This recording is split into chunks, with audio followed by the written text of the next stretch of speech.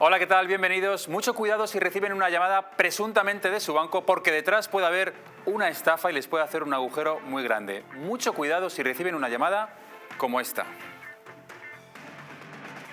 Hemos detectado lo que es una operación, cual tenemos por aquí pendiente, lo que es en el día de hoy de una transferencia inmediata en el valor de 500 euros. Pues cancelarla. Perfecto, pues a ver, pues si usted me tienes puesto por ahí el altavoz, si estás por ahí lo que es en los mensajes de texto, te vamos a enviar por ahí lo que es una nueva clave, indícamela cuando usted pueda, por favor, te la acabamos de enviar por ahí a su móvil. Concretamente, esta llamada no la van a recibir porque ese individuo ya ha sido detenido. Lo llamativo de todo es que era menor de edad. Luego les vamos a contar todos los detalles de esta operación y les vamos a dar consejos para que no caigan en estas ciberestafas. Pero también vamos a hablar de las gemelas de Salem. El bullying fue el motivo por el que las dos niñas de 12 años saltaron desde el balcón de su casa. Alana, o Iván, como quería que la llamaran, no lo soportó más y su hermana, Leila, quiso simplemente acompañarla y no dejarla sola en ese trance. Lo contaba así su abuela. Carne propia. Entonces es muy fuerte para nosotros esto, lo que está pasando. Y mi niña, mi hijo me dijo que la gatita de Leila, la que está viva, puso, perdónenme papá, yo acompaño a mi hermanita, no la voy a dejar sola en esto. Pero ella puso, dice, pero yo quiero vivir, jeje, puso. Enseguida vamos a darles más información de este y de otros muchos casos aquí en La Huella del Crimen. Comenzamos.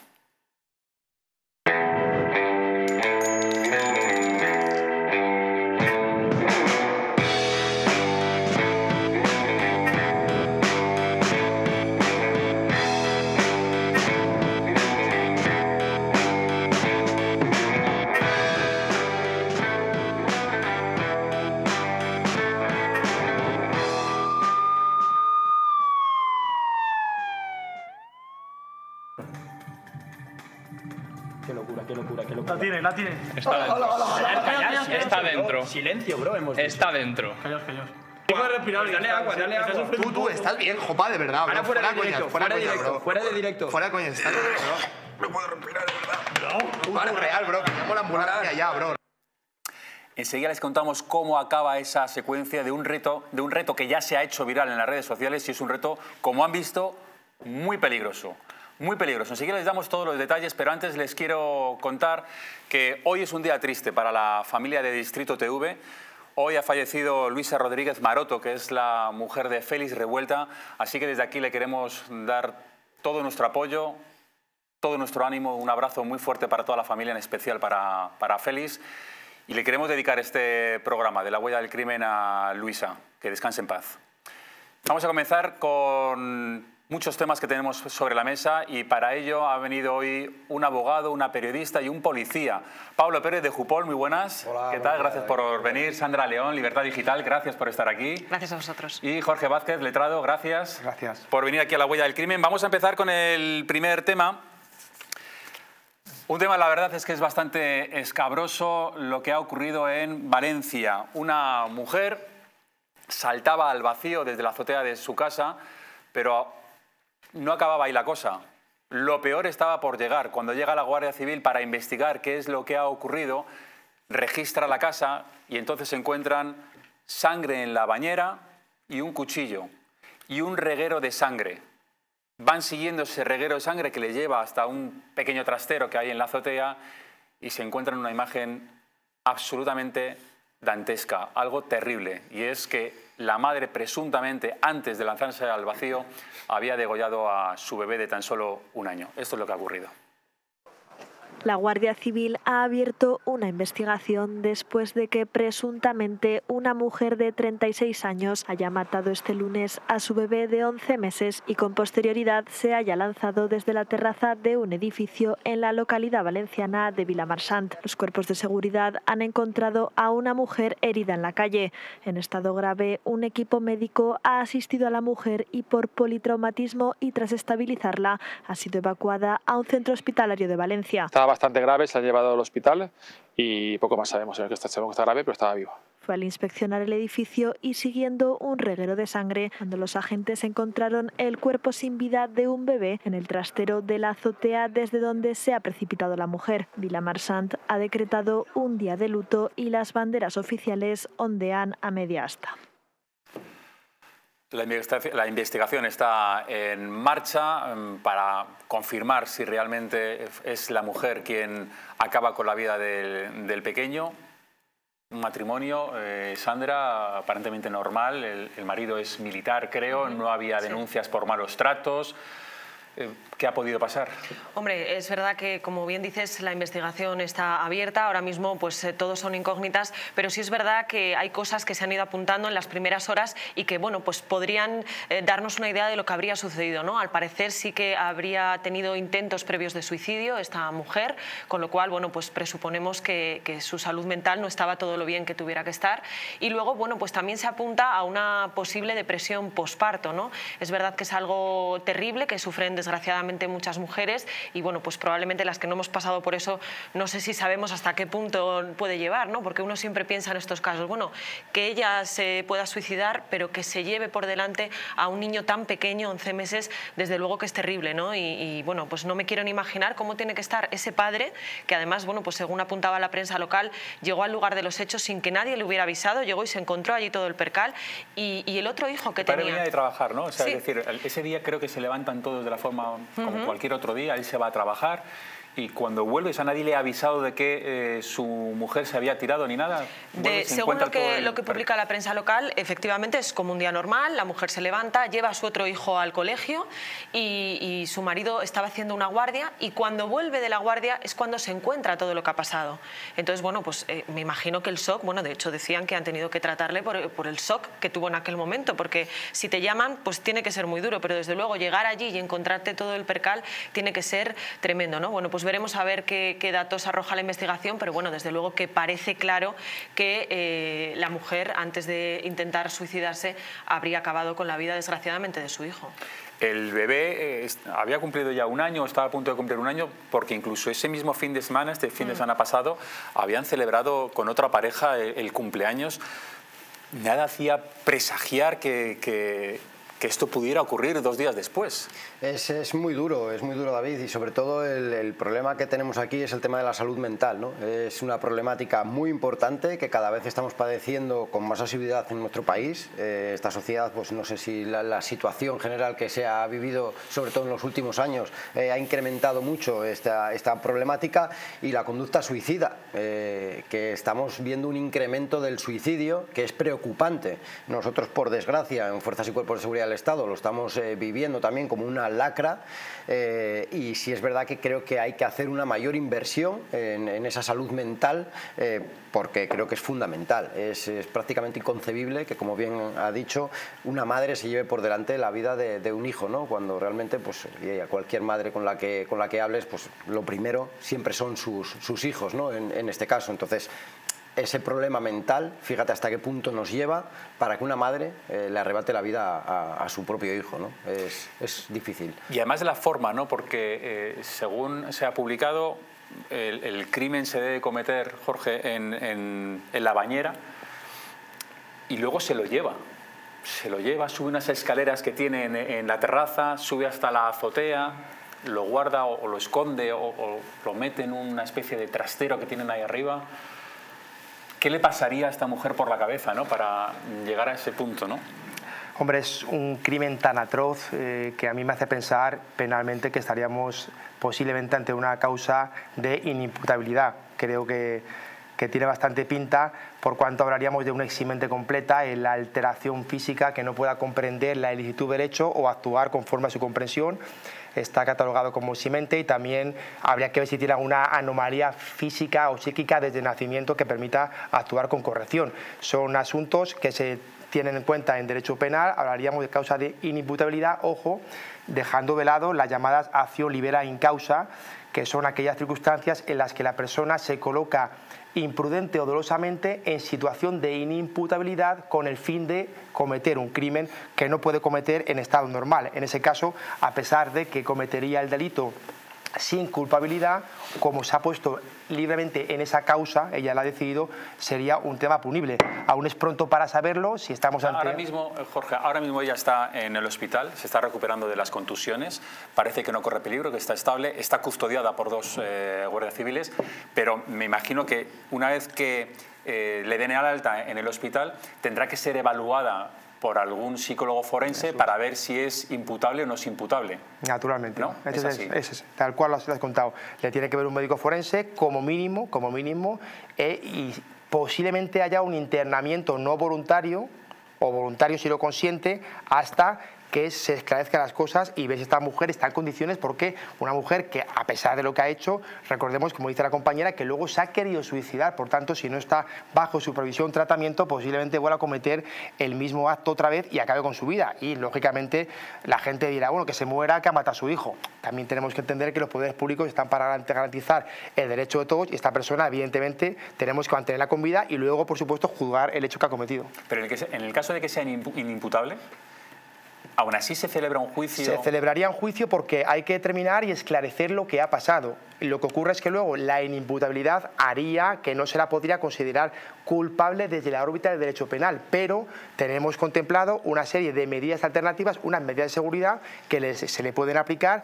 como sustitución de la pena privativa de libertad, es decir, internamiento psiquiátrico, vigilancia, etcétera, etcétera, etcétera. Por tanto, tendría que haber una condena, pero en este caso habría una condena con medida de seguridad en lugar de pena de prisión. Aquí la duda que surge muchas veces es hasta qué punto se abusa de estos temas, ¿no? de la inimputabilidad por temas de salud mental, porque al final cuando hay crímenes tan atroces, no sé, siempre se aferran a eso, ¿no? Y no sé si se abusa, porque al final es un crimen tan grave que desde luego que como sociedad, no sé, te resulta indignante que luego esas personas no paguen por lo que han hecho. Bueno, me imagino que hay un equipo de médicos, ¿no? Que son los que evalúan realmente claro, esa inimputabilidad o no, y que al final tienes que fiarte un poco de esos exámenes forenses que practican y que son los que al final es lo que vale, ¿no? Para determinar si se le puede juzgar, puede ser condenado o no puede ser condenado. Este caso además tiene bastante pinta de que estamos ante una probable causa de inimputabilidad solamente por lo que comentabas, ¿no? El hecho de efectuar el hecho con ensañamiento, incluso parece ser subir el niño al trastero y luego tirarse. O sea, esta mujer no iba de farol, o sea, ha matado a su hijo, lo ha degollado y se ha tirado por un balcón. Parece que no está bien de la cabeza y el derecho penal no puede escaparse a estas circunstancias. Si no está bien de la cabeza, hay que analizarlo, hay que ponerlo blanco sobre negro y si hay que internarla, y si hay que meterla en prisión, hay que meterla en prisión. Pero como digo, se trata de que pague efectivamente, pero conforme a su imputabilidad. Nos está escuchando Vicente Belvis de Valencia News. Vicente, ¿qué tal? Muy buenas. Hola, ¿qué tal? Buenas. Hola, Vicente. Cuéntanos si hay última hora acerca de este hecho terrible que ha ocurrido en Villamarchant, en Valencia, con sobre todo ese pequeño de 1 año degollado por su propia madre, presuntamente, ¿no? Vamos a ver, los hechos han sucedido en la población de Villamarchant, aquí en Valencia. Lo que sabemos hasta ahora, vamos a hacer una breve recopilación y os voy a abrir también, con el debate que estáis teniendo, otras vías, un poco de debate. Por lo que sabemos, bueno, la madre se tiró directamente desde un 3er piso, desde la azotea. Por lo que sabemos está en una situación grave, pero parece que se va a salvar su vida. No así el menor que fue encontrado en los trasteros, degollado. Parece ser que se había degollado. Unos dicen hay secreto de sumario, pero unos dicen que podía ser en la bañera, en la habitación. La realidad es que sabemos, por una parte, todo lo que vamos sabiendo de última hora es cada día más escabroso. Por una parte sabemos que el marido de la persona que era la madre que mató directamente a su propio bebé, por decirlo de alguna manera, su marido es militar en un pueblo cercano, está ejerciendo en un pueblo cercano a Villamarchante. Ella tiene 30 y pocos años y, por lo que hemos sabido hoy, ya había tenido antecedentes de haberse intentado autolesionar y había acudido al médico la familia, con lo cual ya habría antecedentes previos. Por lo que se sabe, parece ser que esta persona tenía una depresión posparto bastante acusada y bastante grave. Y aquí querría yo abrir una nueva vía de debate, que es que muchas veces no se están detectando estos casos, tanto que estamos hablando de salud mental. Aquí en la Comunidad Valenciana incluso se ha llegado a presentar un plan de salud mental, pero no funciona. a la vista de las circunstancias, no está funcionando. No estamos detectando estos casos, como no estamos detectando muchos casos médicos tampoco. Algo estamos haciendo mal, hay muchas leyes de violencia machista, de tal, pero parece ser que luego la aplicación práctica no funcionan. Algo estamos haciendo mal, y sobre todo nuestros políticos, para que al final estos casos se acaben sucediendo. No, desde luego. Si no se detecta a tiempo, es un problema que hemos visto que puede llevar a extremos muy graves, ¿no? Ojalá que se recupere esta mujer, que se recupere de las contusiones, de las heridas, que sobreviva y que se analice todo lo que ha ocurrido. Al que también ahora hay que tener en cuenta y hay que tener cuidado, me imagino que es con el marido. Lo decía Sandra, tiene que ser algo horroroso llegar a la puerta de tu casa y encontrarte algo que desde luego nadie querría ver en su vida, ¿no? Ya no es solo que tu mujer se ha tirado por la ventana, sino que además te comunican que previamente había asesinado a tu propio hijo. Y también habrá que tener en cuenta al otro hermano, al pequeño, que tampoco tiene que ser fácil ni muchísimo menos. Es decir, que es que ahora hay que estar muy pendientes de toda esta familia. Claro, tú dices que ojalá que sobreviva. Yo no sé, por supuesto la vida humana es importantísima, pero yo no sé psicológicamente casi si es mejor o peor en ese sentido que abres. Pero sobre todo yo quiero poner el foco en que esta persona ya había tratado de autolesionarse. ¿Qué ha pasado para que los servicios sociales no actúen? Porque estamos viendo casos de servicios sociales y me lo voy a llevar a otro tema completamente diferente, pero que al final es el mismo. ¿Qué está pasando con estos servicios sociales que no funcionan, que están desbordados? Por ejemplo, por ponerte un ejemplo, es completamente distinto, pero al final nos demuestra cómo el sistema no está funcionando. En el Ayuntamiento de Valencia, por ejemplo, igual que en todos los ayuntamientos, los servicios sociales que no tienen competencias, pero las están ejerciendo, cuando uno va a pedir ayuda de emergencia porque tiene una nevera completamente vacía y no tiene dinero, porque necesita ahora con el frío ropa de abrigo y no tiene dinero para comprarla, el expediente tarda de 6 a 8 meses en llevarse a cabo y en ingresarte el dinero. Es que la gente tenemos la manía de comer todos los días y tener necesidades todos los días. Entonces, ni funciona el plan de salud mental, por lo que hemos visto, porque esta persona ya estaba sufriendo una depresión y estaba diagnosticada, no sé el por qué, qué es lo que ha fallado, y ahora el juzgado deberá dictaminar también qué es lo que ha fallado. Y por otra parte, los servicios sociales están completamente desbordados. En este estado del bienestar que todos queremos, pues parece que hemos desatendido, sobre todo desde la pandemia hasta ahora. Aquí en la Comunidad Valenciana estamos teniendo muchísimos problemas porque la población está completamente desatendida. Servicios sociales, el tema de salud mental. Vemos como, por ejemplo, te voy a poner un caso, todos aquellos pacientes de salud mental en el hospital de Vinaroz, en la zona norte de Castellón, cuando tienen que ser tratados se tienen que desplazar 60 kilómetros hasta Castellón porque no hay personas especializadas en el hospital más que una y solamente trata casos de urgencia. Pues estamos viendo que los problemas de sanidad y los problemas de servicios sociales no se están resolviendo. Pues pensaba que los problemas de sanidad solo estaban en Madrid, como son las únicas manifestaciones que se ven, solo en Madrid. Pensaba que en el resto de España todo iba a las mil maravillas, pero nos cuentas que en Valencia también hay problemas, y bastante graves, por lo que parece. Déjame decirte una cosa, sí. Además de ultimísima hora. Ahora mismo estaba escribiendo yo en el portátil directamente que ya el Sindicato Médico de la Comunidad Valenciana ha estado 3 meses intentando negociar con Sanidad y ya ha convocado su primera huelga para el próximo 6 de marzo, pero ahora me acaba de llegar que algunos departamentos de salud, en este caso el de Alcira, que ya decidió hace un mes intentar negociar con la Consejería de Sanidad, ha sido imposible, con lo cual el jueves deciden exactamente los días de la huelga, sería la segunda huelga, y el Departamento de Salud de Torrevieja, en Alicante, también se ha declarado en huelga. Con lo cual parece que hay más sanidad que en Madrid y que aquí, mientras nuestros políticos valencianos se dedicaban a hablar, a permitirse hablar de los problemas de la sanidad madrileña, olvidaban los problemas de Valencia, que son muchos y en algunos casos incluso peores que en Madrid. Vamos, si te parece, a ver qué es lo que ha ocurrido en El Rubio, en Sevilla, donde la Guardia Civil está investigando la muerte de un adolescente de 17 años que al parecer ha podido ser a manos de su novio de 23 años, que ya ha confesado el crimen. Vemos lo que ha ocurrido y lo seguimos hablando con Vicente. La Policía Judicial de la Guardia Civil está investigando la muerte de un adolescente de 17 años en El Rubio, en Sevilla, por un disparo de arma de fuego extremo ante el cual los agentes no descartan ninguna hipótesis, siendo además detenido un joven expareja de la fallecida que tiene antecedentes pero no relacionados con la violencia de género o con hechos violentos. La Guardia Civil se afana ahora en la búsqueda del arma de fuego involucrada en la muerte de la joven. Además, el juzgado de Osuna, encargado del caso, habría decretado secreto de sumario sobre la investigación. El alcalde de El Rubio, Jesús Guerra, ha mostrado este lunes la consternación que cunde en la localidad. Ante los trágicos hechos ocurridos en nuestro pueblo, en el día de hoy, 27 de febrero, lo primero es mostrar la condolencia y solidaridad a la familia de Elia. Como muestra del dolor del pueblo del Rubio, el ayuntamiento ha suspendido los actos previstos por el Día de Andalucía.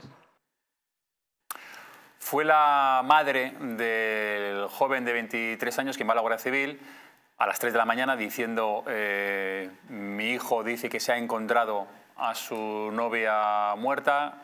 Él en un primer momento dice que se ha suicidado, pero Vicente, ¿sigues ahí, no? Sí, por supuesto. Pero Vicente, creo que ha derrotado este chaval después de los interrogatorios en sede policial y ha acabado diciendo y confesando el crimen, que ha sido él quien disparó en la cabeza a su novia. Claro, vamos a ver, lo que estamos viendo, otra vez vemos lo mismo, un poco de lo sucedido en Valencia. Estamos elaborando muchas leyes, estamos viendo también, por ejemplo, en el colectivo LGTBI cada vez hay más agresiones, pero además también cada vez se está viendo que también las parejas LGTBI también hay violencia de género. Claro, cuando lo llamamos violencia machista contra las mujeres, pues en parejas hombre-hombre también hay, en parejas mujer-mujer también surge esta violencia. Estamos viendo como entre los jóvenes, con esta crispación cada vez mayor, también se está dando estos episodios de violencia cada vez más inusitada. Estamos, por una parte, a los niños enseñando salud sexual a los 7-8 años, pero igual que os decían, con salud mental, algo estamos fallando porque realmente las agresiones se están acentuando. Yo estuve el otro día con un jefe de la Policía Nacional de Madrid, aquí en Castellón, en este caso, que hablaba de las agresiones a sanitarios que se habían multiplicado por 3 en el último año, pero hablaba que en general la población cada vez estábamos teniendo mayores problemas. Decía, por una parte, cada vez tenemos menos policía, también cada vez tenemos unos servicios sociales, pero en toda España, no es un problema de la Comunidad Valenciana, que están más desbordados por estas situaciones y cada vez sí que hay campañas, pero lo vemos, por lo menos aquí en la Comunidad Valenciana, campañas vía WhatsApp, vía cartelitos de ciertas asociaciones, pero eso no llega a la población. No estamos yendo y diciendo, señores, vamos a ver, la famosa campaña de no controles el teléfono de tu novio o de tu novia, esto no es amor. Pues muchas veces lo que hay que coger es esa población joven que cada vez estamos viendo que tiene más problemas y más agresiones entre sí y la tenemos que educar. Al final es un problema de educación, es un problema de respeto y lo que te decía, vemos leyes que se están haciendo desde el punto de vista ideológico, pero que están dejando una parte muy importante en el aire y que nos está llegando. Sin duda, en este caso llama la atención la edad de los dos, tanto del que dispara como la víctima, dos chavales muy jóvenes, y es muy importante, como dices, Vicente, la educación. Gracias, Vicente, un abrazo. Perfecto, pues nada, a vosotros. Gracias, un saludo. Pablo, en este caso, claro, al principio el chaval de 23 años creo que tiene, dice que cree que se ha suicidado su pareja, pero claro, hay un detalle que es que a lo mejor a él se le escapa, pero a la policía no se le puede escapar, y es que no aparecía el arma. Si se suicida el arma la tienes al lado. Entonces era complicado pegarte un disparo y que la pistola o lo que fuera, que todavía se está buscando, no apareciera en un radio cercano, ¿no? Efectivamente, ese es un detalle muy importante, como bien señalas, pero aquí lo que llama la atención también es la facilidad que vuelve a haber en nuestro país para tener acceso a un arma de fuego. Lo peligroso que se está volviendo este país en ese sentido, ¿no? Estamos viendo cada vez más esas reyertas, bien entre bandas juveniles violentas, bien en este caso, cómo el incremento de armas de fuego en la calle va siendo muy notorio y evidentemente llama la atención sobre todo ese sentido. Como bien ha dicho antes el compañero, hay menos policía, hay menos medios y sobre todo más trabas para que la policía trabaje. Y ya no digamos nada si realmente se lleva a cabo la reforma de la Ley Orgánica de Seguridad Ciudadana, lo que va a conllevar no una seguridad ciudadana, sino todo lo contrario, una inseguridad ciudadana. Va a mermar todavía más ese principio de autoridad de las fuerzas y cuerpos de seguridad y nos va a dejar un poco atados de pies y manos para trabajar en la calle, David.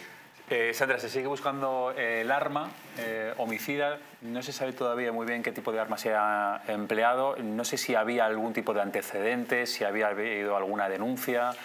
Lo que se sabe es que tenían antecedentes, pero no relacionados con violencia de género, que creo que es la clave, puesto que parece que es de lo que estamos hablando. Pero a mí sí me gustaría hacer hincapié en una cosa que ha dicho Vicente y que comentaba, bueno, y que le afecta directamente a Pablo, ¿no? Porque estamos hablando de leyes que no funcionan. Y esto es algo flagrante, porque estamos hablando de que el Ministerio de Igualdad, que es el que tiene que luchar contra la violencia de género, contra la violencia contra las mujeres, ha invertido 100 millones más. El presupuesto de igualdad ha crecido en 100 millones desde que Irene Montero es ministra de Igualdad y, sin embargo, eso no ha repercutido en nada. Las cifras de violencia de género siguen siendo las mismas. Una víctima arriba, una víctima abajo, pero desgraciadamente siguen siendo las mismas. Algo está fallando y se lo han dicho las propias feministas. Ya no es que se lo digamos el resto del mundo, es que las propias feministas, que llegan, por cierto, al 8M más divididas que nunca, le han dicho menos dinero en chocolatadas, en pintar bancos y en cosas así, y más dinero en lo que hace falta. Y ahí es a donde iba a hilar con Pablo, ¿no? ¿Qué pasa con la policía? ¿Por qué ese dinero que se dedica a cosas que a lo mejor no llevan a ningún lado no se destina a la policía, o no se destina a educación, o no se destina a cosas que realmente se vea la consecuencia inmediata, ¿no? Al final perdemos mucho dinero. Este fin de semana ha habido un encuentro internacional feminista aquí, inaugurado por la ministra, en el que se han gastado 90.000 euros. Pues son 90.000 euros que a lo mejor se aprovechan mucho más en medios para la policía. Y esto es algo en lo que cada vez que haya un asesinato de una mujer tenemos que hacer hincapié, porque creo que es muy importante que no se está haciendo lo que se tiene que hacer y el dinero está sobre la mesa. No es un problema de falta de dinero, es el problema de dónde y en qué se invierte. Creo que fue el año pasado, no sé qué partida hubo de no sé cuánto dinero del Ministerio de Igualdad para pintar comisarías y demás, o con banderas rosas. El día de, si no me equivoco, fue el Día de la Mujer, iluminar todas las fachadas de las jefaturas con el color morado algo que era creo que imprescindible, me imagino, para poder acabar con la violencia machista, ¿no? Efectivamente, nosotros llevamos mucho tiempo quejándonos de esa falta de medios, tanto humanos como materiales, sobre todo en este caso en las unidades de atención a la familia y a la mujer, las UFAM. O sea, es fundamental. Como bien comentamos aquí en algún programa con Diego David, esas unidades, tenemos compañeros de UFAM Protección, donde el ratio de víctimas de violencia de género por policía es de 60. O sea, la media nacional es de 60 víctimas por cada policía. Imagínate el compañero cómo tiene que estar de trabajo. O sea, es prácticamente inviable. Para concluir muy brevemente, Jorge, en este caso de Sevilla, se está afanando la Guardia Civil en encontrar el arma. Es muy importante encontrar el arma de cara a poder imputarle ese asesinato a este chaval. En mi opinión sí, porque primero habría que ver, para no contaminar la investigación, si ha habido un reconocimiento de hechos voluntario. A ver, siempre son cosas que se acaban alegando en el juicio, ¿no? Si ha sido presencia de abogado o no, de alguna manera, interrogatorio en el que espontáneamente o no ha salido la declaración de culpabilidad, y que duda cabe que tanto la policía judicial como el juzgado tiene obligación de averiguar dónde está ese arma, entre otras cosas porque imaginémonos el caso de una persona que para ocultar o para camuflar a otra persona se autoinculpa a él. Entonces eso no nos vale, tiene que la policía llegar hasta el final y no vale con que una persona se autoinculpe, sino que hay que verificar que efectivamente es el autor. Tenemos la declaración. Imagino que si es sin abogado, se hará con abogado en sede policial y se ratificará en sede instructora, y a partir de ahí digo yo que si una persona reconoce el hecho y se va a beneficiar de una atenuante muy cualificada de colaboración, de confesión, al inicio de la investigación, imagino que dará un paso más, y es decir, dónde está el arma para que se le pueda penalmente aplicar la máxima atenuación. Por tanto, yo creo que al final ese arma aparecerá, creo que porque acabará diciéndolo esta persona, y si no, el abogado le recomendará, ya que ha llegado hasta aquí, da un paso más y dinos dónde está el arma, si es que es verdad que has sido tú, que a lo mejor resulta que salta por petenera. Están buscando en el río, que es donde parece ser que al principio había el confesado que la había arrojado, pero de momento no se ha encontrado. Tenemos más cosas que contarles. El caso de las gemelas de Salem, tenemos los testimonios de los abuelos. cuentan lo que ponía las gemelas antes de saltar en ese manuscrito que dejaron en la casa, y la verdad es que pone los pelos de punta. Se lo contamos después de publicidad. Hasta ahora. Un joven decide probar la patata frita más picante del mundo. Unas consecuencias horribles. Asistencia de paramédicos. Duras críticas al streamer. Hoy, en La Huella del Crimen.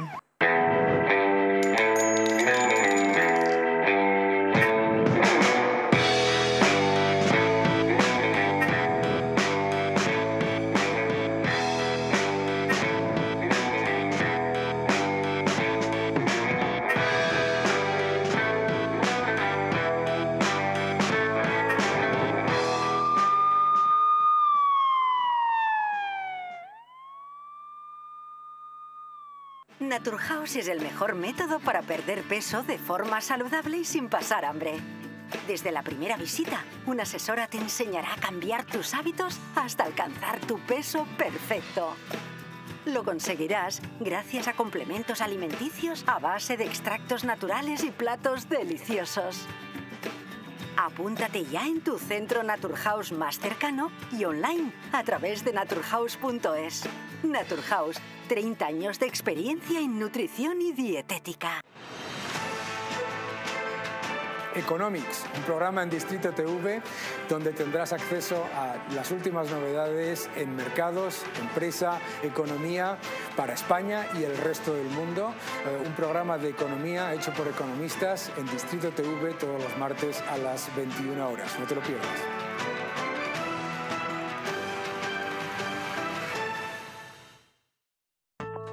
La presencia del colágeno en la composición de huesos, piel, ligamentos, cartílagos y tendones es imprescindible para frenar su deterioro. Sin embargo, a medida que envejecemos, su producción se reduce. Colacel Antiox de Mundo Natural combina en una misma toma colágeno hidrolizado puro, antioxidantes, ácido hialurónico y vitamina C, que contribuye a la formación normal de colágeno. Haz del tiempo tu gran aliado. Colacel Antiox. El 3 de marzo, entre las 7:30 de la tarde y las 9:30 de la noche, tenemos una cita aquí en parafarmaciamundonatural.es. Estaremos con el Dr. Pérez León asesorándolos en todo el mundo de la suplementación, la alimentación natural, todo lo que tiene que ver con la salud, para que tomes la rienda de tu salud. Aquí en parafarmaciamundonatural.es, entre las 7:30 y las 9:30 de la noche. No falte, te esperamos.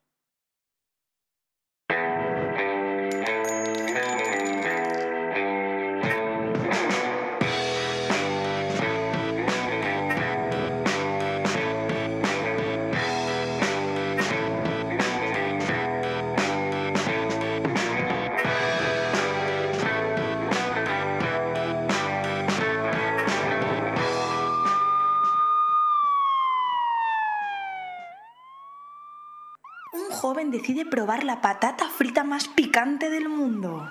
Unas consecuencias horribles. Asistencia de paramédicos. Duras críticas al streamer. Hoy, en La Huella del Crimen. Enseguida vemos cómo acaban esas imágenes en las que todos los amigos se reían y no tenían ninguna gracia porque ese chaval lo estaba pasando mal y al final tiene que incluso tener asistencia médica. Antes les quiero decir que ya estamos en todas las redes sociales, estamos en Facebook, Twitter, Instagram, así que pueden seguir Distrito TV en las redes sociales y además tienen ese teléfono a su disposición que es el 669-728-673, donde pueden preguntarnos, pueden escribirnos, quiero información y nosotros les damos toda la información acerca de este canal. Apunten el teléfono 669-728-673. Pero antes vamos con Ainhoa Martínez, que nos va a contar, Ainhoa, lo que ha sucedido en Sevilla con una detención policial bastante llamativa, ¿no? Sí, David, efectivamente, un hombre ha sido detenido por intentar robar un coche en frente de la jefatura de la policía. El hombre, de 44 años de edad, cuenta ya con 13 detenciones anteriores. Le sorprendieron robando dentro del coche que estaba aparcado enfrente de la jefatura de policía. Los agentes han sido alertados por un vecino y han acudido inmediatamente a la zona donde estaba estacionado el vehículo. En el interior han sorprendido al ahora detenido que portaba un destornillador con el que forzó el marco de la puerta y el cristal. Al arrestado le constan 13 detenciones anteriores y ha sido trasladado a dependencias policiales. Seguimos, vemos cómo ha sido la persecución vivida en Talavera, que ha terminado con un coche de policía destrozado. Un turismo negro de la marca Peugeot huía de un vehículo de la Policía Nacional por la rotonda Puente Reina Sofía de la ciudad toledana. La policía ha logrado parar el coche y como varios agentes han inmovilizado a un varón en el suelo, procediendo a su detención. Asimismo, han compartido la imagen de cómo ha quedado el vehículo policial tras la persecución. En la foto se puede observar que el vehículo ha quedado totalmente destrozado por delante, con visibles daños en el faro, en el paragolpes delantero y en el capó. Seguimos con una brutal agresión de un portero de discoteca a la entrada de un local nocturno en Los Palacios. La persona golpeada cae de manera fulminante al suelo tras recibir un puñetazo por parte del empleado de la seguridad. Dos miembros de la seguridad del local que se encontraban en la entrada del mismo y estaban impidiendo la entrada a un hombre que se puso a discutir con los porteros. En un momento, la persona que quería acceder a la discoteca forcejea con uno de los dos miembros de la seguridad. En ese instante, cuando el otro empleado lanza un brutal puñetazo contra el rostro del hombre y cae fulminado al suelo. Entre gritos de asombro por lo sucedido, varios testigos que presentaban la escena se acercan hacia el vigilante para recriminarle su reacción. Y a continuación vamos a ver unas imágenes muy impactantes donde trata sobre un reto viral. Un joven come la patata picante más picante del mundo. Rodeado de todos sus amigos, decidieron probar la patata frita más picante del mundo. Segundos después de tragarla, su amigo comienza a vomitar mientras los otros se reían y hasta le grababan con el móvil. Se ve cómo se queda rojo de atragantarse e incluso pide ayuda mientras bebe agua. Más de 5 personas se quedaron quietas mirando a su amigo, dudoso de si llamar o no a la ambulancia. Incluso se desmaya en el fondo del directo, mientras el resto intenta tranquilizar a los espectadores. Finalmente llegaron los paramédicos y le llevaron al hospital. Desde entonces, todos los protagonistas han querido asegurar que se encuentra bien. Y yo os pregunto, David, ¿vosotros qué opináis sobre esta moda de estos retos tan virales y que tanto perjudican a la salud de la gente que se atrevan a hacerlo? Pues yo lo que opino es que es una corriente y una moda estúpida entre los más jóvenes, pero que puede llegar a ser bastante peligroso. Como acabamos de ver a este chaval, si tiene una reacción alérgica o le pasa cualquier cosa, a lo mejor acaba falleciendo. Hemos visto no solo esto, hemos visto muchos más retos virales de este tipo, de estas tonterías que están en las redes sociales y que lo hacen los jóvenes, y además es que parece que si no lo haces pues eres un cobarde o no estás en la onda y demás, y entonces les obligan un poco a hacerlo, pero es que algunas veces ponen en riesgo su propia vida. Efectivamente, es uno de los problemas que nos han traído las redes sociales. Sí, es verdad que muy beneficiosas para muchas cosas, pero perjudiciales en este tipo de casos, ¿no? Vemos cómo los jóvenes se dejan llevar por este tipo de retos, que al final lo que pueden provocar, como bien has dicho, son lesiones graves o incluso la muerte en algunos casos. Creo que debemos de tratar el tema de la educación en cuanto a lo que se refiere a las redes sociales. Es fundamental, nosotros ya lo venimos haciendo en colegios y en institutos, con el plan director, nuestros compañeros de participación ciudadana, pero creo que desde casa, las propias familias, somos los primeros que tenemos que tratar de educar a nuestros hijos en este sentido, ¿no? Es algo muy importante para evitar situaciones como esta. No sé si podemos volver a ver las imágenes, compañeros, de Jopa, creo que se llama, según le llaman todos sus amigos, el de azul, que es el que está retransmitiendo en directo, es un streamer por lo visto con bastantes seguidores, es decir, que es bastante conocido. El reto es consumir una patata, el que dicen que es la patata más picante por lo visto, y a ver si lo aguantas. A este, por lo que sea, a Jopa, pues no le debe sentar demasiado bien, y fíjense cómo acaba vomitando sangre, acaba diciendo ayuda, ayuda. Los demás están de cachondeo, cuando ya dice ayuda, se lo toman en serio y dicen, ahí va, espérate que a lo mejor le está pasando algo, tienen que llamar a la ambulancia incluso porque se está ahogando, literalmente. se está ahogando y al final tienen que llegar los sanitarios para intentar, bueno, pues de alguna forma salvarle, porque es que si a lo mejor él está solo o no llaman a la ambulancia, pues acaba falleciendo. Pero como hemos visto otros retos, ¿os acordáis de la de Ballena Azul? Ballena Azul, sí, que era también bastante peligroso, Eran ¿no? 50, creo que era un reto por día durante 50 días y el último era suicidarse. Pero en el camino creo que, bueno, había cosas como ponerse al borde de un precipicio, otro era tatuarse. Tienes que autolesionarte, creo, también, ¿no? Sí. Como con algún objeto cortante, hacerte el dibujo de la ballena o algo así. De verdad, es terrible. O sea, yo creo que lo que dice Pablo, hay que insistir mucho en la educación de las redes sociales, que es verdad que tienen Internet en general, tiene cosas muy buenas, pero también tiene parte mala.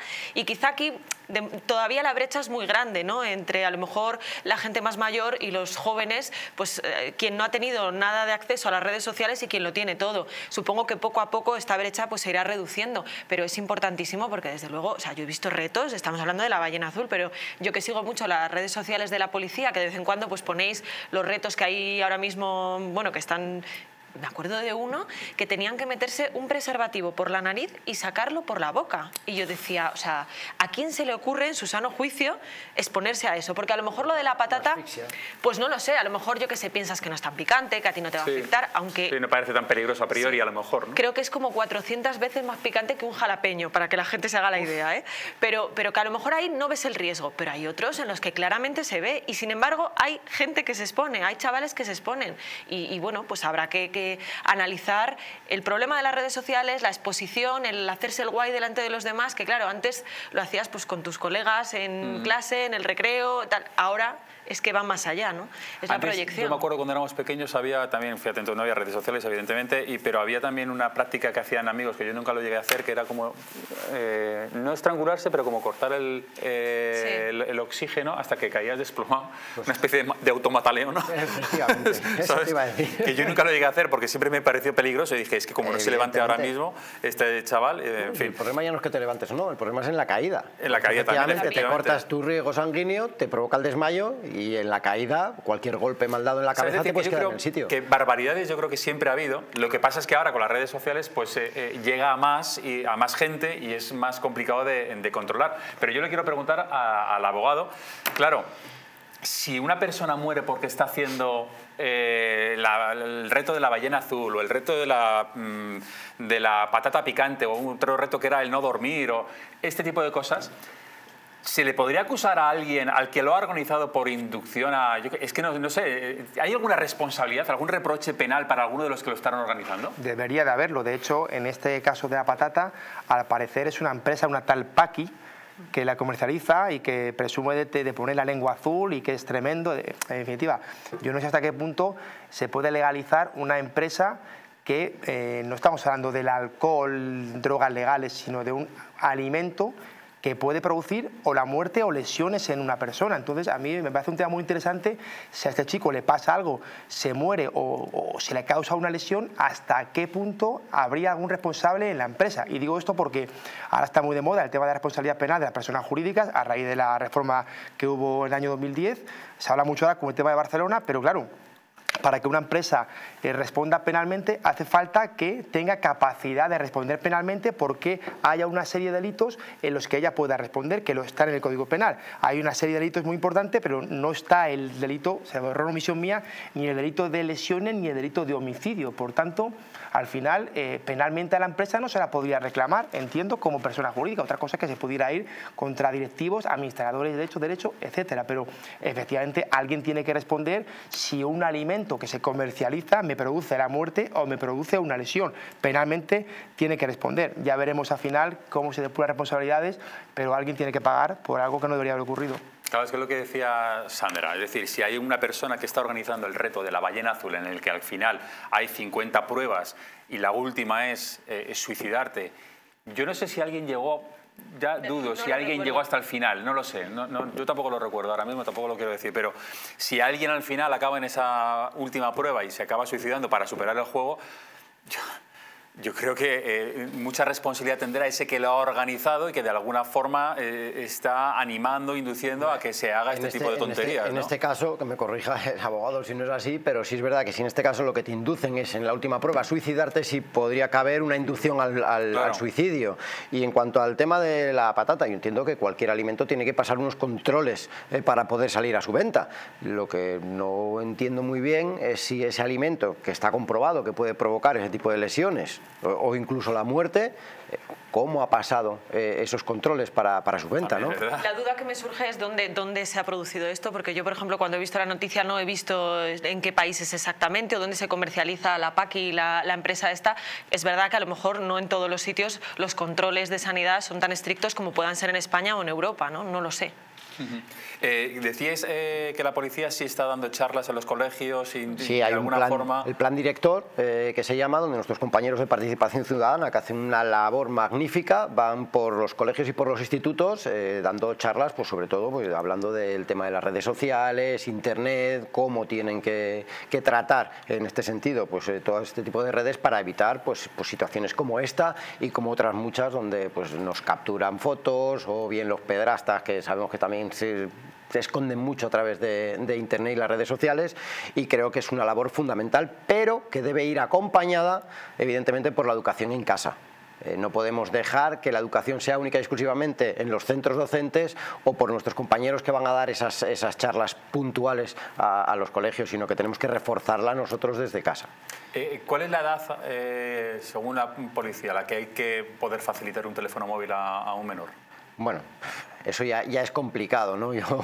El hecho de darle un teléfono... Hombre, yo te recomendaría que ya con una edad donde realmente esté ciertamente maduro, ¿no? No podemos permitir, o no deberíamos permitir, que un niño o una niña con 10, 11 o 12 años tengan su propio teléfono móvil y acceso libre, sobre todo a las redes sociales, ¿no? Entiendo que hay situaciones en las que a lo mejor pues, porque se tienen que ir o porque se van de fin de semana con el colegio o unas convivencias, tienen que llevar un teléfono móvil, pero dar un teléfono móvil sin ese acceso, ¿no? El limitar un poco ese control parental, sobre todo, para tener controlados los accesos a qué páginas se meten, qué páginas visitan, y que no puedan pues, meterse en páginas complicadas y que les puedan traer problemas al final. Otro de los problemas también de los teléfonos móviles y de las redes sociales en los menores es el bullying, que ya lo hemos hablado en más de una ocasión. El bullying antes acababa en el colegio, lo cual seguía siendo un problema, pero es que ahora te lo llevas también a casa, porque llevas el teléfono a casa y ahí el que es víctima de bullying sigue sufriendo el acoso de todos sus compañeros a través de redes sociales, de mensajería y demás. Es decir, que es todavía un problema mayor, porque ya no solo se queda en el colegio, sino que te lo llevas a casa y sigue ese acoso, que es lo que ha sucedido en Salén. En ese colegio donde iban las niñas argentinas, donde iba Alana, donde iba Leila, que estaban sufriendo bullying. Quiero que vean esta fotografía, la fotografía de la familia. Esta familia llegó en 2019, es decir, antes de la pandemia, a Barcelona, llegó a España procedente de Argentina porque allí no tienen trabajo, lo estaban pasando mal, llegan aquí a España justo antes de la pandemia para intentar tener una vida mejor, como tantos migrantes. Llega la pandemia, la vida no es fácil ni mucho menos, pero consiguen un trabajo, consiguen salir adelante a duras penas. A las niñas las escolarizan, a las gemelas, y ahí empieza el infierno para ellas. Empieza el infierno porque los compañeros, los niños, les hacen bullying, entre otras cosas, porque tienen acento argentino, porque no saben hablar catalán, y por todo eso están recibiendo desde hace un par de años el acoso. Los padres fueron a comunicarlo al colegio en más de una ocasión, fueron a hablar con los directores y no les hicieron caso. Se acrecienta encima el tema cuando Alana dice que quiere ser Iván. Se corta el pelo, dice que su sexo es el masculino, que por favor le llamen Iván, y eso todavía acrecienta más las risas y las mofas en el colegio cuando le empiezan a llamar Ivana. Y por eso Alana no lo soporta y acaba lanzándose al vacío. Deja una carta incluso que lo llega a explicar. Perdónenme, se le dice a sus padres, pero esto es lo que estoy sufriendo, no quiero seguir sufriendo el resto de mi vida. Y su hermana Leila, y esto es muy llamativo, dice, yo en estos momentos tan difíciles no voy a dejar sola a mi hermana. Ya sabéis cuánto la quiero, yo quiero seguir viviendo, pero yo la voy a acompañar hasta el final. Y también se lanza con ella. Leila todavía está ingresada en el hospital, sigue todavía grave, tiene fracturas en los brazos, tiene fracturas en la mandíbula, tiene afectada un pulmón porque ella cae de frente y Alana perdió la vida en el momento. Quiero que escuchen a la abuela de las niñas, a Fernanda. La abuela ha contado cómo sucedieron los hechos, qué es lo que sucedió, por qué se lanzaron al vacío, si sufrían bullying. Escuchen a la abuela. Bueno, esto fue todo muy rápido, ¿no? De que las niñas saltaron, quizás ya ustedes ya se han enterado por las noticias, saltaron del balcón del tercer piso. Y mi hijo recién ayer nos pudo aclarar lo que pasó, porque está choqueado y bueno, están con Leila, que está luchando por su vida, está internada, ¿no? En el hospital allá en España. Alanita ya no está. Fue ella, a las dos dejaron una carta y bueno, la decisión que tomaban es más que nada todo, yo no sabía que sufrían el bullying, se llama, ¿no? De lo como. Luego cuenta, y lo vamos a escuchar, la carta de Leila y la carta de Alana o de Iván. Luego la escuchamos a Fernanda. Pero quiero hacer hincapié en esto. Cuando se lanzan al vacío las niñas y van los Mossos de Escuadra para ver qué es lo que ha sucedido, a las pocas horas, el Departamento de Educación lo primero que dice es: se está investigando por otro tipo de razones, porque aquí no ha habido bullying. A las pocas horas, no es un caso de bullying. Se está investigando qué ha podido pasar, esta familia estaba recibiendo tratamiento social, veremos a ver qué es lo que ocurre, pero bullying no ha habido. Los periodistas hablan con el colegio y el colegio dice, no, aquí no ha habido bullying, no sabemos qué es lo que ha sucedido, esto es lamentable, hay que investigarlo, pero no ha habido bullying. Todo el entorno sabía que había bullying. Los padres habían ido al colegio más de una ocasión para decir, las niñas están sufriendo acoso porque no hablan catalán, porque tienen acento argentino, porque Alana quiere ser Iván. Y no hacían nada. Todos los amigos acaban diciendo a la prensa, sí, hacían bullying. El abuelo dice, un día me llamó Alana a las 4 de la mañana y me dijo que quería volver a Argentina porque lo estaba pasando mal en el colegio. Es decir, Sandra, todo el mundo sabía que había bullying, pero a las pocas horas el Departamento de Educación y el colegio dicen, aquí no ha habido bullying. Para mí es un caso tan vergonzoso que a mí me parece que merece alguna dimisión por parte de alguien, porque en este país no hay dimisiones nunca. O sea, sé que lo digo por decir, efectivamente. Pero es verdad que en este caso es que es flagrante. O sea, es que me parece inconcebible que con todo y además es que desde el principio el caso apuntaba a un acoso escolar. Podríamos hablar de que tuviera un matiz de un lado, un matiz de otro, pero era claro que había un acoso. Los propios compañeros de las chicas lo contaban. O sea, los padres habían ido al colegio. ¿Cómo después de que unos padres vayan al colegio, al instituto, a decir, oye, mis hijas sufren acoso y tal, puedes decir tan a la ligera, no hay acoso escolar? O sea, de verdad que es vergonzoso. Pero sin haberlo investigado además. Claro, es que desde primeras todavía no se ha investigado, todavía no se sabe qué ha pasado, porque han pasado solo unas horas desde que se tiran del balcón y ya están diciendo, antes de nada, no hay bullying. Ahora ya si queréis investigar, pero no hay bullying. A mí me parece tan vergonzoso que pienso cuál es la razón por la que empiezan a defenderse ya nada más empezar. Y entonces me cabe pensar si a lo mejor es que lo que querían evitar que se hablase desde un primer momento de un posible acoso por un tema lingüístico, por ejemplo, porque todos sabemos el problema de la imposición lingüística que hay en Cataluña. En este caso, además, unas chicas que vienen de Argentina que ya no solo tienen que aprender español, castellano con sus reglas gramaticales y tal, sino que además tienen que aprender catalán. A lo mejor es que querían desviar la atención, porque si no, desde luego, que es que no me cabe en la cabeza cómo se puede descartar tan a la ligera en los primeros momentos de un caso tan terrible que haya acoso escolar. ¿Cómo se puede llegar a la solución de un problema que es un problema importante, que es el bullying? Pero ¿cómo se va a llegar a la solución si lo primero que hacen siempre los centros educativos o los responsables, lo primero es, en este colegio no hay bullying? Si nunca quieren dar la cara, si siempre lo que hacen es meter la cabeza en la tierra y entonces aquí no hay bullying, esas cosas no pasan aquí. Claro. Pero si el problema no es que haya bullying en el colegio, el problema, la responsabilidad del colegio no es que haya bullying, la responsabilidad es no querer ver que hay bullying, no tomar soluciones, porque el bullying puede ocurrir en cualquier centro educativo. Es decir, el que un niño acose a otro puede pasar en cualquier centro educativo y la culpa no la tiene el colegio. El colegio tiene la culpa si, sabiendo que hay eso, no toma medidas. ¿Y cómo va a tomar medidas si lo primero que dice es que aquí no hay bullying? Efectivamente, mira, aquí lo tenía tal cual. Lo primero es aceptar el problema para luego poner solución. Claro. Si no aceptas el problema, no le vas a poner solución nunca, ¿no?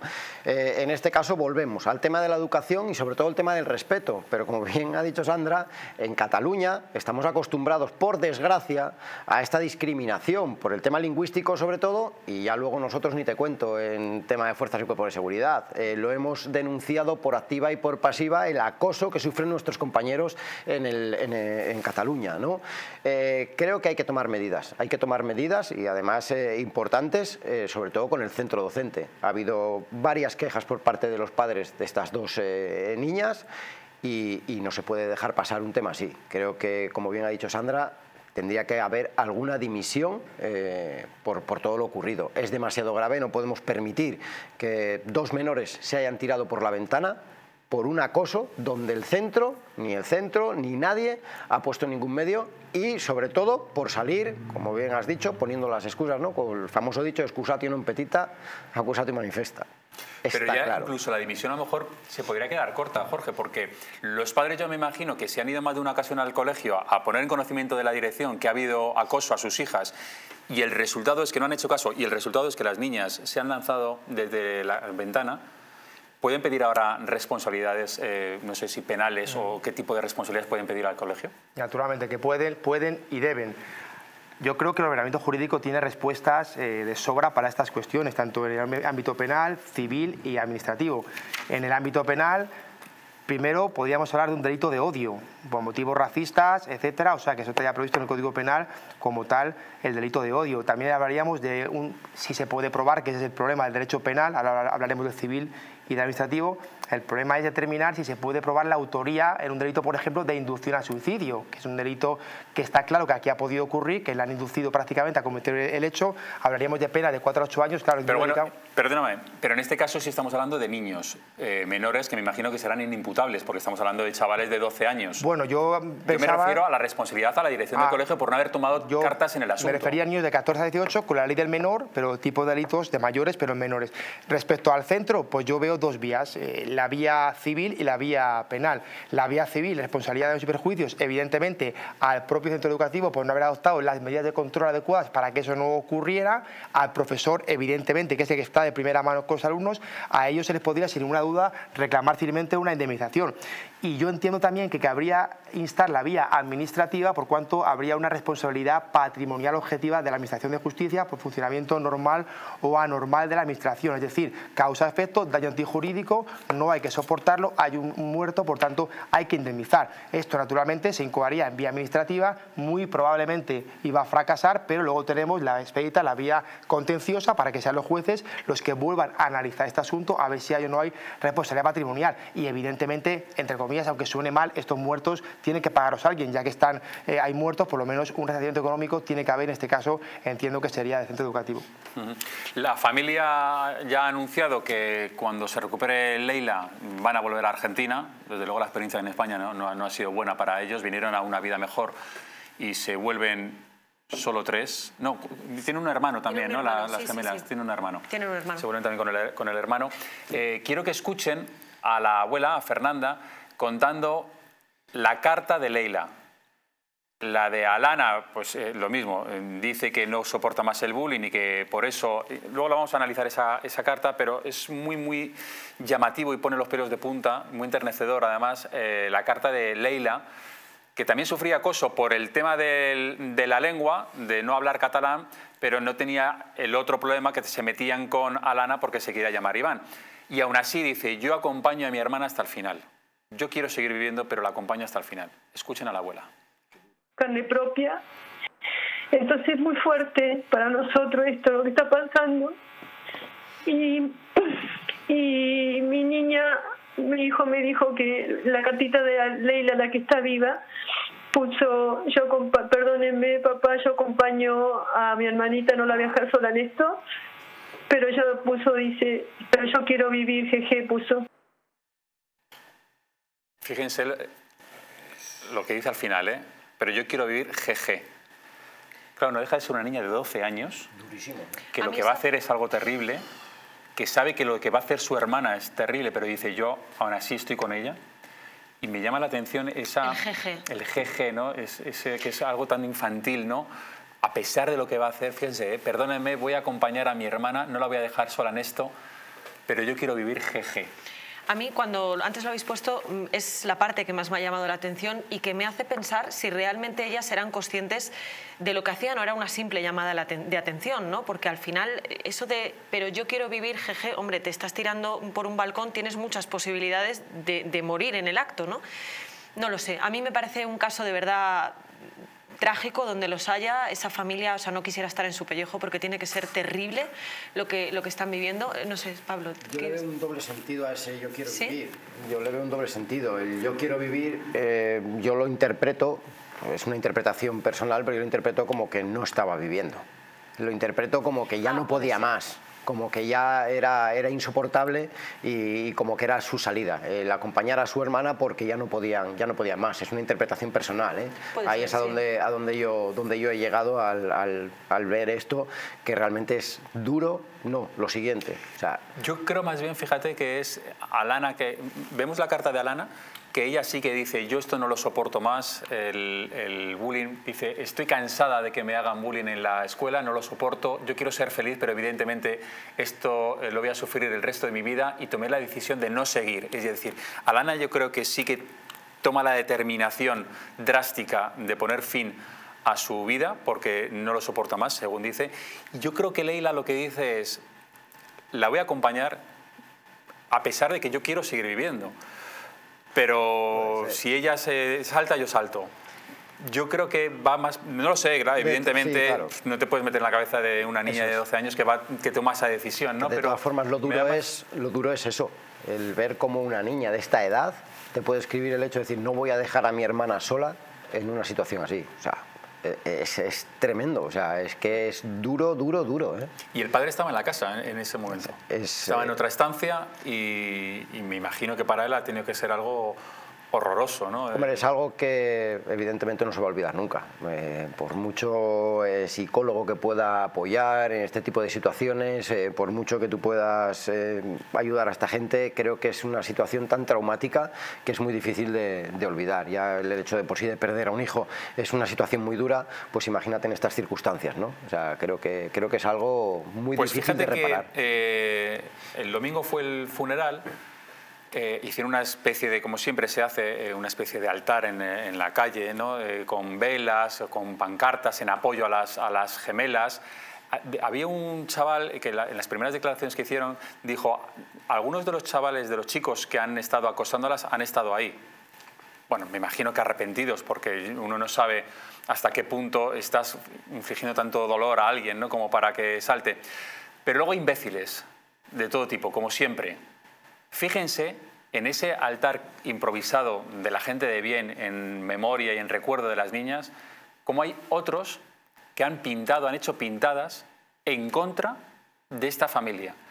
Unos poniendo en contra del ayuntamiento, creo que pone ayuntamiento corrupto, es decir, intentando desviar un poco la atención de lo realmente importante que es en ese momento un homenaje a las niñas, de apoyo, de te queremos, como han hecho muchos compañeros. Y luego incluso hay otro que va más allá, que es este, que pone ocupas, en alusión a que esta familia, bueno, pues no lo estaba pasando bien económicamente y estaba siendo ayudada creo que por servicios sociales. Y hay un idiota que pone ocupas. Es decir, esto ya clama al cielo. O sea, qué poca sensibilidad, ¿no? Poca sensibilidad y, vamos, es vergonzoso. Yo solo espero que a la gente que ha hecho esas pintadas les pillen, porque creo que además había algún establecimiento que tenía cámaras en la zona y se están revisando, me consta, para precisamente coger a esta gente, porque yo creo que una cosa no quita la otra. Esta gente ha cometido, no sé si calificarlo de delito, pero un hecho que tiene que ser castigado, y yo espero sinceramente que les pillen. Pero si me permites, me gustaría hacer alusión a la otra pata de esta historia que bueno, se ha utilizado mucho en los últimos días, que es el tema trans. Es un tema muy delicado. Al parecer, según ha trascendido, Alana quería ser Iván y ese habría sido uno de los motivos por los que ella habría recibido acoso escolar, ¿no? Y a mí es una cosa que me llama mucho la atención, que la familia decía que no tenía conocimiento, que se ha enterado a través de la carta, pero que no tenía conocimiento. Y yo me pregunto, y me gustaría que en algún momento trascendiera si todo el mundo lo sabía en el colegio, y digo todo el mundo, no solo los compañeros, sino también los profesores. ¿Y por qué digo esto? Porque desgraciadamente esto es un problema que se está dando en muchas familias con niñas adolescentes. Niñas que de repente creen que quieren ser chicos, a lo mejor realmente son trans y esa es la solución a sus problemas, otras no, pero en el colegio, por los protocolos que contemplan las leyes, ya no la ley nacional, que también, sino las leyes autonómicas, se le llama por el nombre que ha elegido, se le trata según el género elegido, sin avisar a los padres, porque se entiende que eso puede ser conflictivo y causarle un daño al menor. Como nuestros hijos no son nuestros hijos, no avisamos a los padres, sino que tomamos la determinación de actuar por nuestra cuenta y riesgo. Creo que esto también sería muy importante que se aclarase, porque esos padres tenían derecho a saberlo. Y si el colegio lo sabía, a lo mejor le podrían haber ayudado, porque detrás de una persona, y más un adolescente que dice que de repente de un día para otro que se siente un chico, puede haber miles de aristas. Puede ser que efectivamente pues, te sientas disconforme con tu sexo y la solución a tu disforia sea esa, o puede ser que haya otro tipo de problemas detrás. De hecho, ha trascendido también que estaba siendo tratada por los servicios de salud mental. Entonces, esto es muy importante, ya que la izquierda, sobre todo, y el Ministerio de Igualdad está haciendo mucho hincapié en lo trans, a mí me gustaría que trascendiera de verdad qué es lo que pasó en ese colegio con ese tema. Sin duda, la verdad es que hay mucho que analizar y que rascar en este tema. Tenemos que ver y aconsejarles sobre una ciberestafa que está vaciando las cuentas. Cuando alguien les llama del banco, presuntamente del banco, para decir, deme las claves y demás. Ahora sí, a priori se lo cuento y parece que, hombre, ¿yo cómo voy a dar las claves? Bueno, pues ha caído mucha gente y ha habido delincuentes que han ganado mucho dinero con esta estafa que enseguida les vamos a mostrar, después de publicidad. Hasta ahora. Cae una red criminal liderada por un menor. Ha llegado a estafar hasta 350.000 euros. 24 personas vinculadas con la organización. Hoy, en La Huella del Crimen.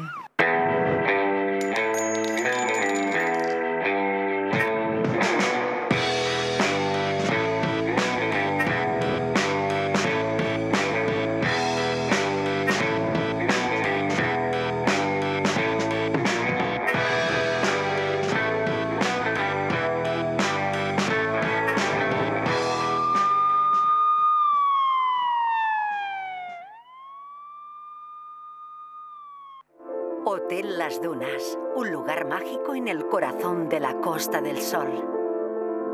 En primera línea de mar, situado en un oasis de armonía, tranquilidad, enfocado en la salud y bienestar de nuestros huéspedes.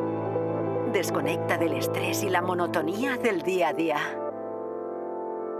Estancias con programas exclusivos y personalizados de salud, rejuvenecimiento y control del peso. Elegancia y bienestar junto al mar, sin renunciar a la actividad y la vida saludable. Descubre Las Dunas Hotel Health and Spa, el más exclusivo de toda la Costa del Sol.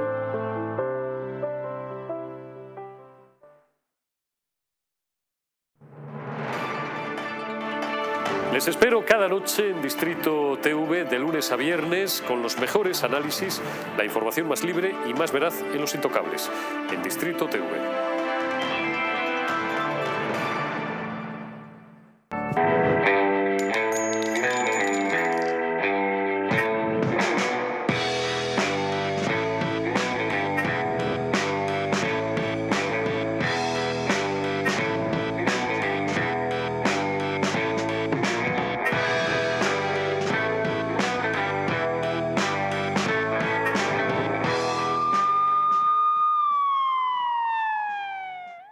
Cae una red criminal liderada por un menor.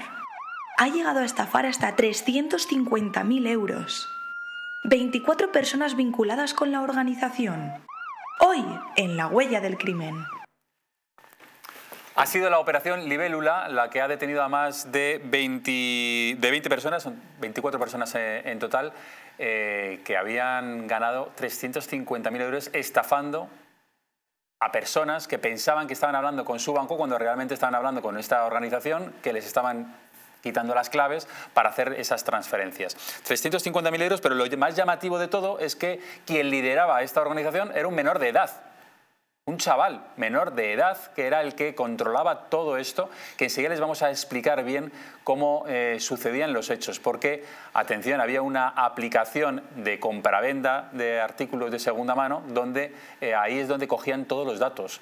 Han cogido datos a más de 100.000 personas. Es espectacular esta organización que afortunadamente ya ha sido desmantelada. Vamos a escuchar a Elisa Rebolo, portavoz de Policía Nacional, que cuenta cómo ha sido esta operación. Los miembros de la organización enviaban masivamente mensajes de texto haciéndose pasar por una entidad bancaria y les decían a las víctimas que habían detectado una intromisión ilegítima en su banca online. En el SMS se incluía un enlace que dirigía a una página web fraudulenta de similar apariencia a la de la entidad bancaria, creada por esta organización. Cuando las víctimas introducían sus datos de acceso en la página falsa, estos quedaban automáticamente en poder de los cibercriminales.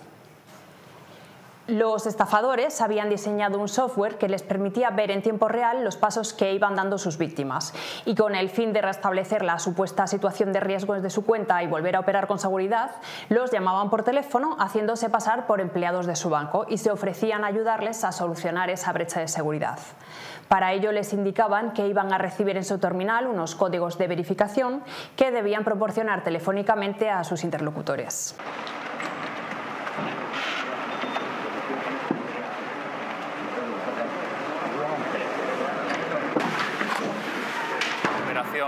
Policial, no sé si podemos ver las imágenes en la que varios efectivos policiales entran, irrumpen en la casa donde se aprenden además de dinero en efectivo, de armas, que esto también es llamativo, es decir, porque se supone que es una estafa vía internet, es decir, que casi no tienen ni contacto cara a cara con las víctimas, pero eso sí, enseguida tienen armas, hay una pistola de por medio, siempre estas organizaciones al final están armados, tenían también drogas.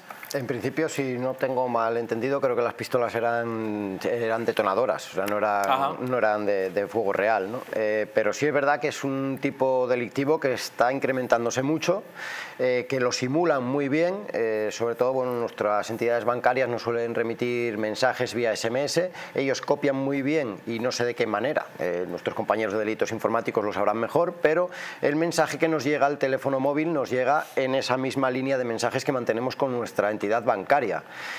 Nunca nuestra entidad bancaria nos va a solicitar ningún tipo de dato personal ni claves a través del teléfono, bien sea por mensaje o bien sea por llamada telefónica. Tenemos que tenerlo muy claro, es una de las maneras de prevenir este tipo de hechos, ¿no? Como bien ha explicado la compañera ahí, lo que hacían era hacerse pasar en una llamada telefónica por la entidad bancaria donde le solicitaban esos códigos de verificación.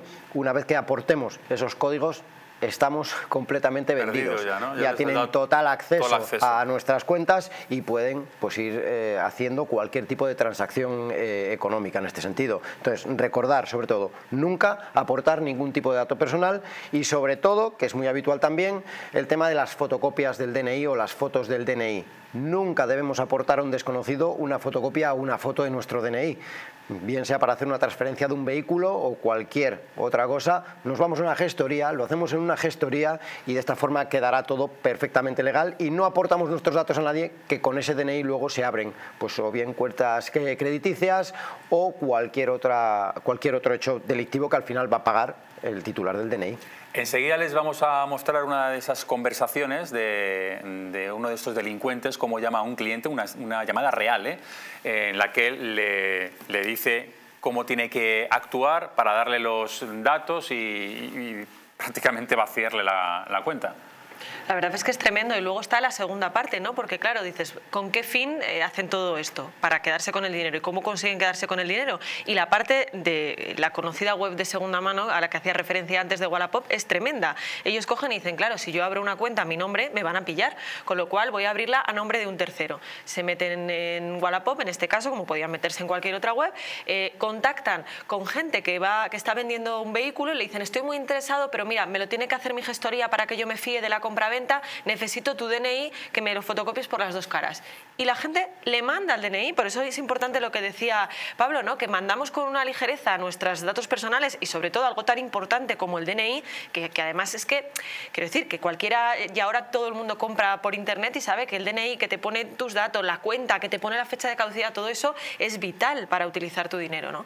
La verdad es que es una estafa tremenda, que también da un poco que pensar sobre lo poco actualizados que estamos, claro, ¿no? Que volvemos un poco a lo mismo de antes. Aquí se habla de phishing, de smishing, de vishing, que yo digo, no tenemos ni idea de lo que es nada de esto. Y es verdad que la educación, una vez más, es muy importante, sobre todo porque según datos del Ministerio del Interior, que era lo que más me llamaba la atención de esta noticia, 1 de cada 5 delitos ahora mismo ya se cometen en la red. Es que estamos hablando de una proporción muy importante. Y de hecho, los ciberdelitos han aumentado respecto a 2019 un 70%, pero respecto a 2015 un 350%. O sea, que es que tenemos que actualizarnos y estar en permanente... Yo creo que es lo que dices, ¿no? Es un mundo muy desconocido para muchas personas. Ya no solo nosotros, que más o menos nos movemos y nos movemos bien, a lo mejor, pero hay personas mayores que o sea, ya no conocen nada de este mundo. Entonces, claro, si alguien les llama, que además esta gente, estos delincuentes, precisamente se valen de eso, del desconocimiento de las personas mayores, sobre todo, diciendo que es del banco, que tienes que hacer esto, que es que, vamos a ver, hay una transferencia que has hecho y que hay que anularla. No, yo no he hecho ninguna transferencia, por eso, que te la voy a anular. Dame esta clave, que te la voy a anular. Esa persona, inocentemente, de verdad, le acaba dando la clave porque cree que efectivamente le han hecho una transferencia, y lo que están haciendo es todo lo contrario. Es que cuando le das la clave ya estás perdido porque ya te están sacando el dinero de tu propia cuenta, ¿no? Y esto me imagino que es complicado de atajar, porque por lo que decimos, es que hay mucho desconocimiento en las redes. Y hay algo todavía peor, mucho peor, a que te estafen. Y es que la justicia no te considere estafado. Y esto que voy a decir, quiero que la gente lo entienda porque es muy importante y tiene mucho que ver con lo que habéis hablado de la información o desinformación. Porque no basta que te estafen para considerarse estafado, sino que la ley establece claramente lo que supone una estafa. Y dice el que con engaño bastante. Entonces, esta palabra bastante, el legislador la incluyó en su momento y hay ríos de jurisprudencia sobre qué se considera el error bastante, porque si no es bastante no hay estafa. Yo cuando hablo de esto lo llamo el tonto del bote, que todo el mundo lo entienda. Es decir, si eres un tonto del bote, la justicia no te va a amparar. Vas a perder el pleito y no vas a poder reclamar. Hay un Real Decreto 2018 de servicios de pago que considera a las entidades bancarias responsables subsidiarias de este tipo de delitos, por tanto al final pagan. Pero como el banco detecte que eres un tonto del bote, no te van a pagar. ¿Qué es ser un tonto del bote? Pues una persona que no extrema las medidas de precaución, que no se pone en autotutela, en valor.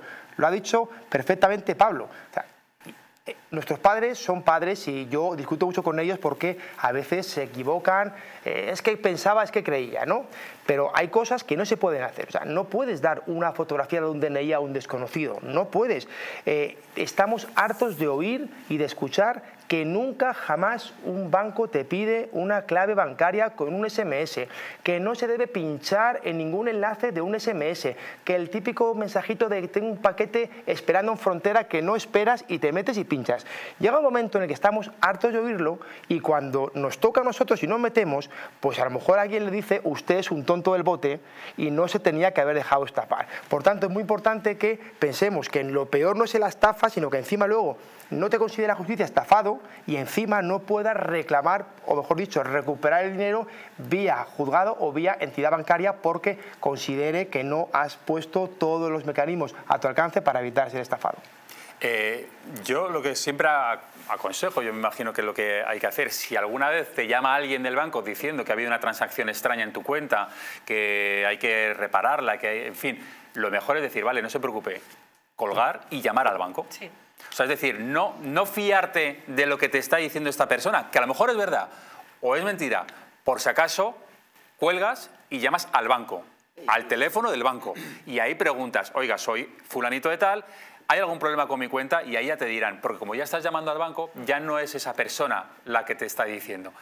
Lo mismo pasa si te mandan un SMS o te mandan un mail o algo. Si te mandan un mail diciendo tiene que clicar aquí en este enlace de nuestro banco porque no sé qué, no lo hagas caso. Vete a la página oficial del banco www.loquesea.tal y te metes con tus credenciales y a ver qué es lo que ha ocurrido. Y si tienes algún problema, llamas al banco. Y así no estás ligado, digamos, al mail que te han mandado o a la persona que te está llamando. Efectivamente. Además, si muchas veces en este caso alargamos un poco la conversación poniéndoles trabas a las personas que nos llaman, suelen perder los papeles. O sea, ahí es donde ellos sí es verdad que si tú empiezas a decirle no, pero escuche, pero dígame, no, pero no, mire, me acerco a la entidad, no se preocupe, yo voy, no, lo hacemos por teléfono, no, tranquilo, usted no se preocupe, que yo tengo el banco al lado, me voy a acercar y lo arreglamos en el banco, al final terminan perdiendo los papeles y terminan hablándote de malas maneras, con lo cual ya es un indicador claro de que desde tu entidad bancaria nunca te van a faltar al respeto, nunca te van a tratar mal, pero sobre todo lo que tú dices. Vale, no se preocupe, yo lo gestiono. Se cuelga el teléfono y llamamos a nuestro banco o acudimos a la sucursal más cercana que tengamos donde nos van a ayudar. Claro, es verdad que recibo muchos, bueno, todos me imagino que recibimos ahora muchos paquetes, muchos envíos y demás. Y entonces ahora una de las estafas es que te envían un SMS. Hemos perdido su paquete, clique aquí para ver dónde está. A veces tienes dudas de decir, es que realmente yo he pedido hace tiempo y estoy esperando un paquete y tienes la tentación. Bueno, lo mejor, yo hace nada recibí esto, lo que hice fue llamar a la empresa, era de una empresa de envíos, llamé directamente, oiga, tiene un paquete para mí, soy tal, soy igual, no tenemos nada, es que me ha enviado esto con esta terminación, me dijo, esa terminación es fraudulenta, ya hemos recibido muchos tal, pues ya sabes, borrar. Pero siempre llamar a la empresa, ¿no? De forma... Lo de llamar es muy importante porque además es verdad que aquí se mezclan dos cosas.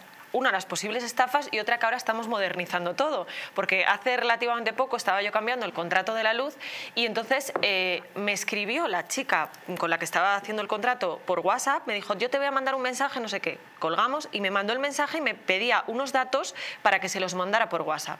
Claro, yo ahí ya dudé, dije, a ver si me están estafando, porque ¿qué datos voy a dar por WhatsApp? Y entonces yo a esa chica le fastidié el contrato, claro, porque pensé que era una estafa. Luego llamé al día siguiente y era verdad.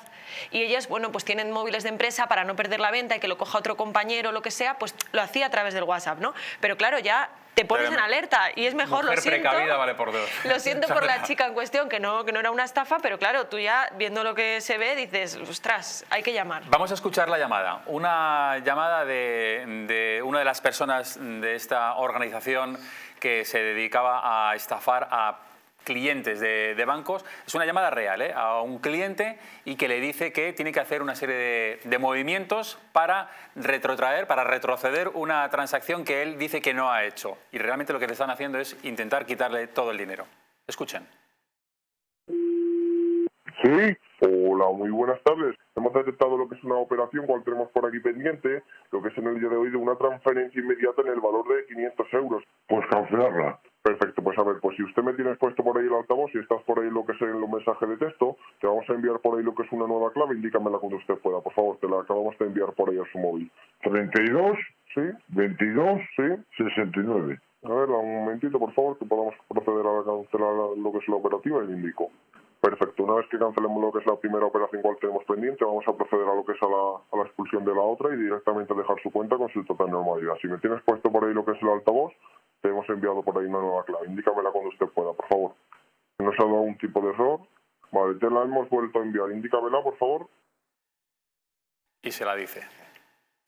¿Y qué pasa? Que ellos han cogido los datos de esta persona por esa aplicación de compraventa de artículos de segunda mano. Ya tienen sus datos, le llaman por teléfono diciéndole esto, lo de que tiene una transacción, el hombre dice, yo no he hecho ninguna transacción de 500 euros, ya, por eso, como no la ha hecho usted, vamos a retrocederle. Ellos están ya en la web del banco de esta persona. Van a realizar una transferencia, necesitan las claves. Le vamos a enviar una clave. Si el teléfono te pide la A3, imagínate, me estoy poniendo un ejemplo, A3, le estamos enviando una clave, díganosla, la A3. El otro mira, es 6428, los otros están poniendo 6428 y están haciendo una transferencia real a sus cuentas.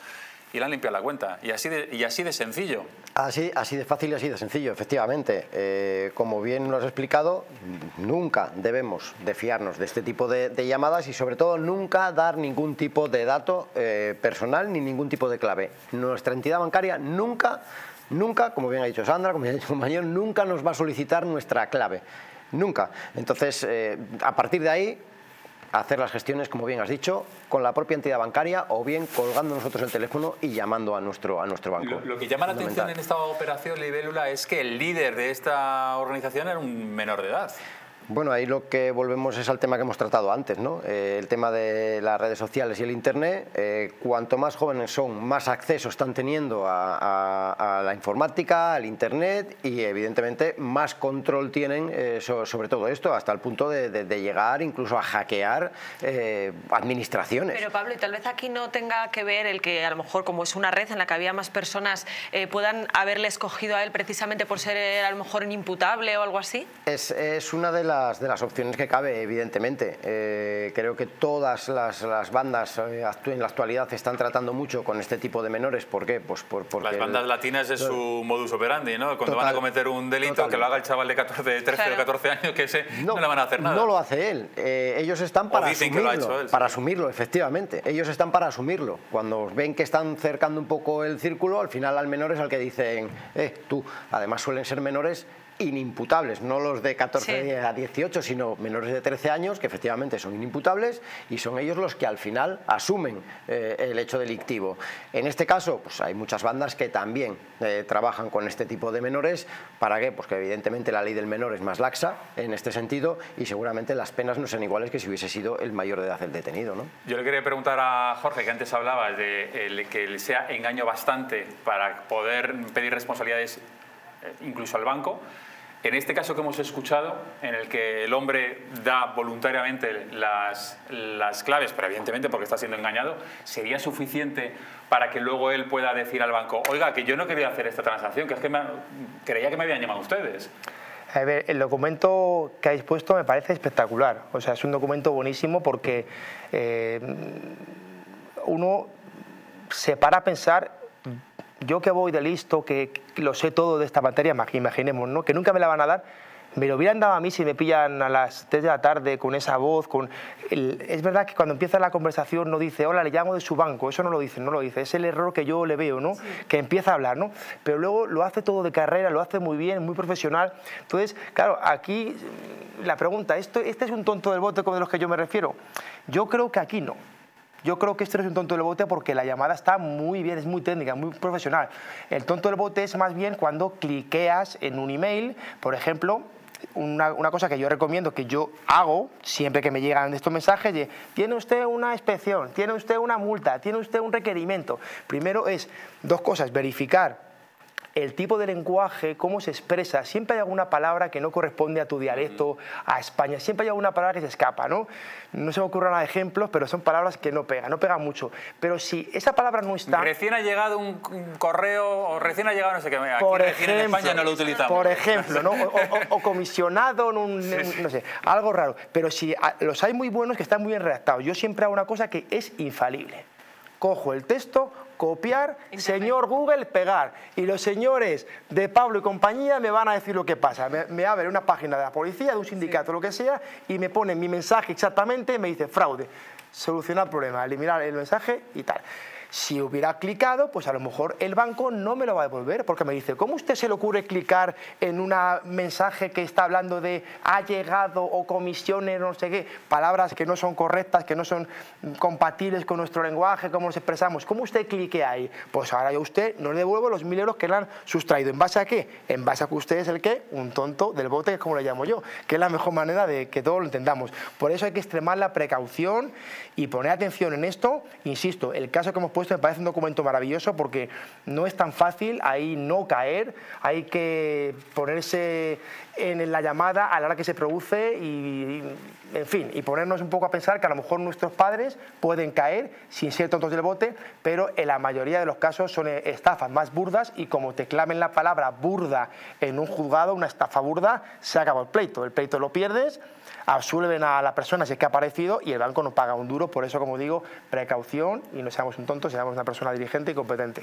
Hay que decir que efectivamente en esta llamada que hemos visto, que parece efectivamente al principio muy profesional, en la que habla con mucha educación y de muy buenas maneras, también publicaba la policía otro lo que tú decías, Pablo, que cuando la otra persona es un poco reticente a dar las claves, se cambian las formas. Es decir, este ya deja la educación y le empieza a decir, como no me des las claves, te quito ahora mismo 90 y tantos mil euros y te dejo la cuenta vacía. Es decir, que ya entonces se pone agresivo y dice, por aquí no he colado, ahora voy a amenazar.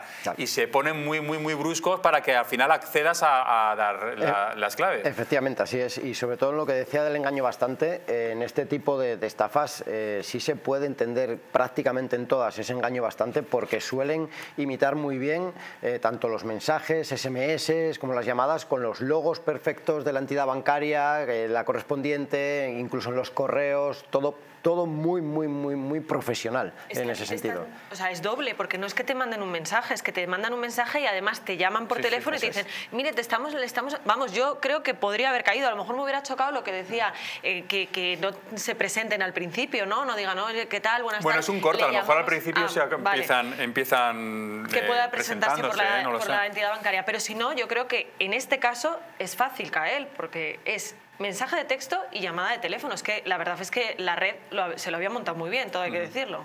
Además que es muy común ahora mandar mensajes de texto para transferencias, te llegan en el acto, claves en el acto, las confirmas. Entonces por eso digo que el documento es muy bueno, porque ahí sí que ya podríamos caer todos. Hay otras estafas, ya hablaremos, que son de las cartas nigerianas y demás, que es cuando te mandan un mensaje diciendo que tienes una herencia y demás. Bueno, eso ya es de tonto de bote. Eso ya lo hablaremos otro día. Gracias, Pablo, gracias, Sandra, gracias, Jorge, por estar aquí. Gracias a ustedes por estar un día más en La Huella del Crimen. Mañana volvemos, como siempre. No se lo pierdan. Hasta mañana.